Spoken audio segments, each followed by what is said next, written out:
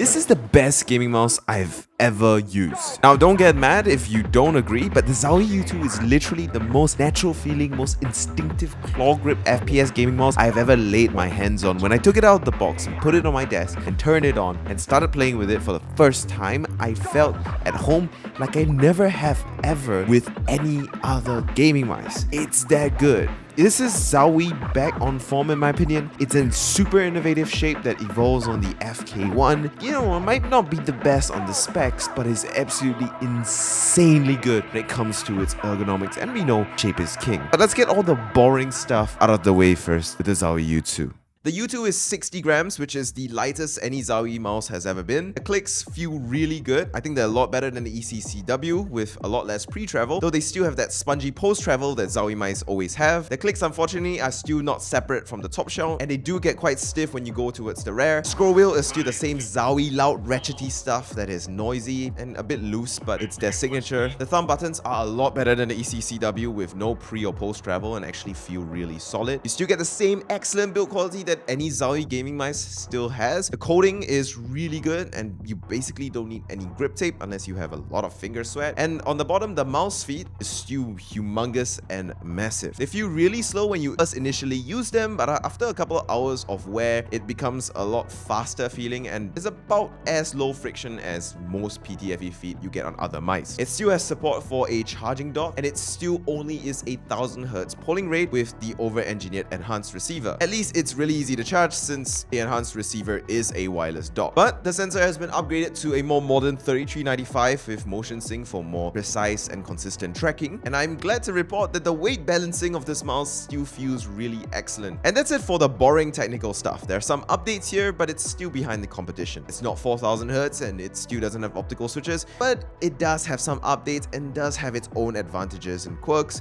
that Zowie has basically always had. Enough with the boring stuff, let's get into the king, the shape. And the Zowie U2 is just Zowie's shape expertise kicking in once again. This is their first brand new shape in like almost 5 years at this point, but I'm glad to see they haven't forgotten how to innovate and make a absolutely brilliant gaming mouse shape. It's an evolution on the Zowie FK1 that a lot of people love, but if I compared it to the FK1, I think a lot of people wouldn't get it since the FK1 isn't all that relevant of a gaming mouse today. So I'm going to be comparing it with the G Pro Superlight. And honestly, I feel like the Zowie U2 and Zowie's design philosophy is the antithesis of Logitech's design philosophy with the G Pro Superlight. Let me explain. So Logitech's mouse design philosophy with the G Pro Superlight is to create an egg-shaped mouse because they were trying to design the greatest gaming mouse of all time, and they were trying to appeal to every single gamer if possible. And that's really what they succeeded at doing. The G Pro Superlight was so ahead in terms of technology that everybody wanted to use it,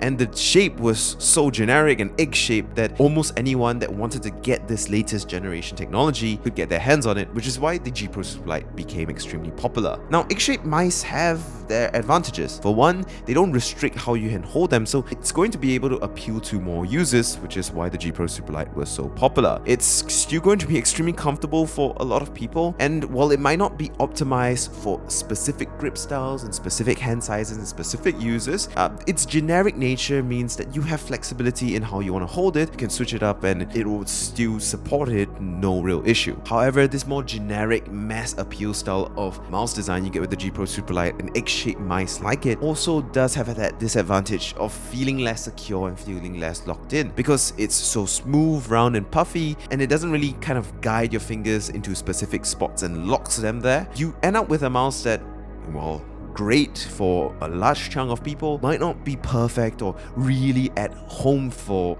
well, almost everyone. Zowie's design philosophy has always been the antithesis to that. They've always prioritized forcing your fingers and your grip to be in a specific shape, to be in a specific style, to really properly enjoy their mouse. And they've done it by having flat arches that support and add more contact points to your hand. They've done it by adding deep grooves that force your fingers into specific spots. Imagine if you took a G Pro Superlight, which is the same length as the U2 by the way, and you chiseled it way down. You added deep grooves moves into the click position and you lowered the click height. You lowered the bump and kind of flattened it out a bit, and you chiseled in deep grooves on the left and the right of the G Pro Superlight, you will end up with the Zowie U2. As a result, you kind of get a G Pro Superlight that has been specifically designed for claw and maybe a bit of tilt claw grip, and that's it. Now, it's not that you can't palm or fingertip grip this mouse, it's just clearly not designed for it. When you palm grip this mouse and have your fingers flush with it, the flat left arch towards the rear of the mouse just presses against your thumb and feels extremely annoying. If you're trying to fingertip grip this mouse, the click's not being separate from the rest on the shell, and the very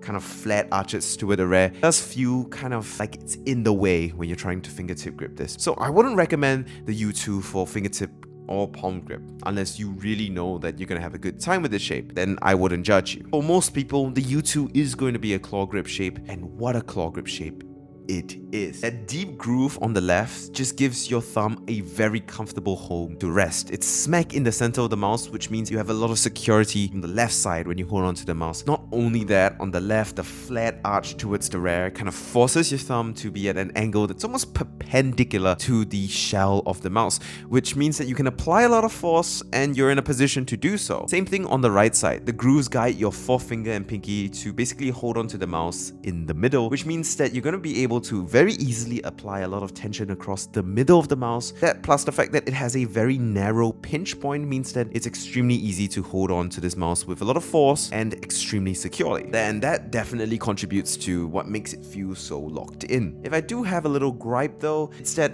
on the right side of the mouse, I do find it occasionally a little hard to get a good grip with my forefinger and pinky, since the groove kind of slopes inward at a awkward angle for my hand size. But a little bit of grip tape on the right side, wonderfully brilliant. On this mouse, because of its flat arches, you not only get a contact point on your palm from the hump of the mouse, you also get two more contact points towards the rear, one behind your thumb and one behind your pinky, which adds a lot more stability to your grip with this mouse. And all that contributes to that very locked in, secure feel that I love with the Zowie U2, which when I'm playing FPS games just feels absolutely wonderful. However, this is not all sunshine and rainbows, because this locked in, secure feel doesn't always mean it's the best for you. Even if your claw grip and even if you have 18 to 20 centimeter long hands, which is the hand size I would recommend for the Zowie U2. And that's simply because a locked in shape like this forces your hand to basically stay in that grip shape essentially the whole time you're using it. This is great for stability, and if you're wrist aiming or arm aiming, it feels extremely secure and allows you to be very consistent. However, it does mean your fingertips can't wriggle as much, which means micro tracking is a lot more difficult, especially if you have higher sensitivity. This is because the mouse will have so much contact points and it's going to be so deep into your palm that if you're trying to like wriggle the mouse with just your fingertips alone, you don't really have that freedom of movement or range of motion to do so, to freely, say, micro adjust in case of missing a flick or doing some sort of micro tracking. Now, this obviously doesn't matter if you're playing a flick heavy game, but as the game I tried has increased in tracking reliance, so I went from CS to Valorant and then to the Finals, which is a very tracking heavy game, I found it more and more uncomfortable to use the Zowie U2 as I was tracking and micro adjusting more and more. But what I found was that if I was playing on a really low sensitivity on those tracking heavy games and basically tracking with my wrist rather than trying to micro track with my fingers, there was no issues whatsoever. So I guess it's really a higher sensitivity and kind of a micro adjustment thing. If you're not doing that,